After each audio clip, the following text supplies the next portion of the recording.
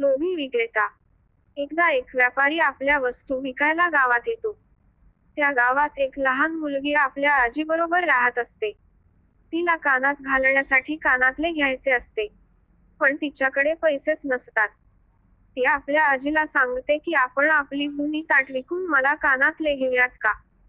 आजी तयार होते. आजी तिच्याकडे एक ताट देते. ती लहान मुलगी ते ताट घेऊन व्यापाऱ्याकडे जाते. व्यापारी ते ताट नीट निरखून पाहतो.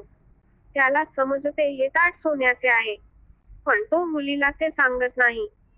उलट तो तिला म्हणतो या ताटाला काहीच किंमत मिळणार नाही. मुलगी नाराज होते. त्या दुकानदाराला तो ताट फुकट घ्यायचे असते म्हणून तो ते परत देऊन टाकतो. थोड्या दिवसांनी दुसरा एक विक्रेता येतो. त्या मुलीला पुन्हा कानात घालण्यासाठी कानातले घ्यायचे असतात. तिची आजी पुन्हा तेच ते ताट त्या दुसऱ्या विक्रेत्याला दाखवते. तो त्या आजीला सांगतो की आजी हे ताट सोन्याचे आहे. आजीला आश्चर्य वाटते. तो विक्रेता त्या ताटाच्या मोबदल्यात त्यांना त्याच्याकडील सर्व वस्तू देऊन टाकतो. थोड्या दिवसांनी पुन्हा तो हावरट, लोभी दुकानदार येतो. ताटाबद्दल चौकशी करतो. आजी चांगलीच भडकते. खरा प्रकार लक्षात आल्यावर तो पळून जातो. तात्पर्य: नेहमी खरे बोलावे आणि